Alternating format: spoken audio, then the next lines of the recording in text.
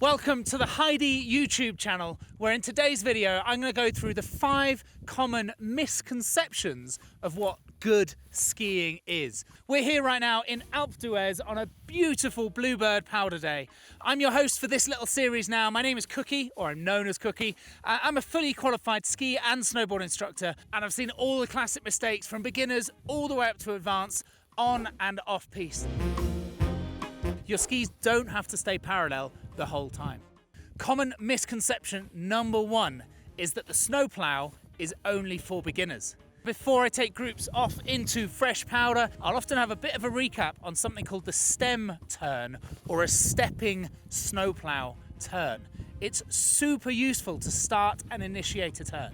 So this is a fairly steep terrain, and what I'm doing is actually getting on the new ski here and the new ski there. And by opening my legs a little bit wider, it's definitely not a braking snowplow, but it's getting me on the new edge there, really early, new edge there, which gives me earlier grip. It means I need to ski less aggressively, a lot smoother. So from beginner to advanced, snowplow, stem, slight bit of opening and closing of the skis is still going to be a good thing. You'll also see it a lot of the time when you see powder skiing, and you're going to see a few clips just now from my helmet as I'm skiing down a powder run, and you'll see my skis are alternating slightly. They're not necessarily perfectly parallel the whole time. There's a bit of an open into the plough, and it helps me get a platform and get stable. And that really is the key thing that the plough is useful for, is stabilizing and getting a strong new platform under the new ski to then start the turn, right at the beginning of the turn.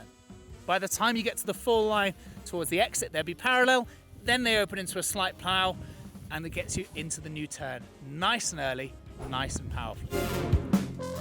Open your knees and feel the breeze. That gives you more edge angle, more drive, more grip from the snow underneath the skis. So the next misconception amongst what good skiing is that good skiers have to have their skis close together. And that's just not the case. You're much more efficient if your skis are a bit wider apart. Okay, so as I come around these nice flowing carve turns, you can see I definitely have a long leg and a short leg. So right now my skis are very close together. The only way I can get any sort of edge angle in is with quite an aggressive, quite physical movement of my knees and my hip joints sideways. Opening those legs a little bit wider makes it much easier to get the skis onto their edge. As I come down into this position, I now have a long extended leg, creating and building and using all that pressure on the outside of the turn, and my short flex leg on the inside of the turn. There is a fair old bit of width between the skis there, allowing me to get a good edge angle and really start to get some grip from this very hard packed snow I'm on just now. It is very much the same now in these slightly shorter turns. One leg is allowed to extend, the other leg gets shorter, creating width between the skis, not locking the knees and the ankles together as you may have done 15 or 20 or 30 years ago. Whew. So, physical skiing, good fun, getting some performance and drive from the ski there. And like you saw, my legs were definitely not close together. It's physical, it's hard work. I don't really think it looks particularly good either. The next common misconception is that fast, quick turns are a good thing. Your skis are not windscreen wipers. They don't need to be flicked really quickly from side to side. If you can make the turn smooth and progressive, the ski will do what it's designed to do. The ski will grip, bend, and then something may happen quickly as a result of your slow movements. The bit that's fast is a little release from here to here, and I change edge. It's not a fast turn, it's a release and a build. Release, build, release, build. It's not a fast rotational movement at all. Let the ski turn for you. So what you saw just there was smooth progressive skiing, and yes, the ski may have accelerated across the fall line, but that wasn't me turning the ski quickly. That was a result of the smooth action gripping, bending the ski, and then springing me across the piste. Progressive, not aggressive, will give me the grip. That's what I'm aiming to do.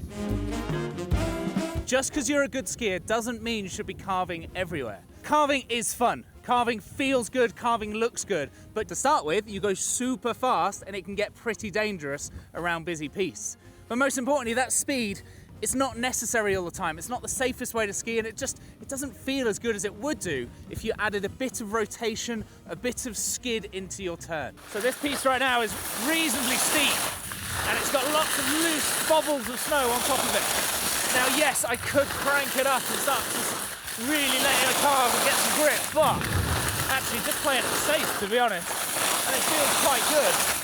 But I've got a bit of rotation under my skis just now. I'm not just sitting on the edges and letting them track around.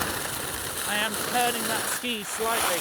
You're allowed to turn the ski, you're allowed to rotate and skid. It can still grip the snow. It doesn't need to be a carve everywhere. In fact, the steeper it gets, the less and less likely you are to even see really good skiers carving. I'm now into a clean carve as that snow has changed. The piste has widened up, got a little bit mellower too. You know I'm carving because of those clean lines left in the snow behind me. So there you have it. Yes, there is some carving in the skiing I was doing just there, but it wasn't every turn, it wasn't every time. Generally, you're aiming to have 100% of your weight on your outside ski. The final misconception for intermediate moving forwards into advanced skiers is that our weight needs to be balanced on both skis. All of my weight's on the left, on the right ski, on the left ski. It's all on the outside ski of each turn. As soon as I start to put some weight on two skis there, you just drift a little bit. As soon as you start putting weight onto the inside ski through that turn, you'll start to lose grip. You'll start to drift sideways and slip away. Now that could be a deliberate thing, and there are definitely times when I want to slip sideways, braquage, side slipping style skiing. But if you're aiming to grip, get performance, get some bite from the snow, 100% of your weight on your outside ski. So yeah, it's very flat just now, but left ski grips, right ski, all of my weight on one ski at a time. On these mellow tracks like we're on here, it's the perfect time to really tune in to how much weight you have on each ski.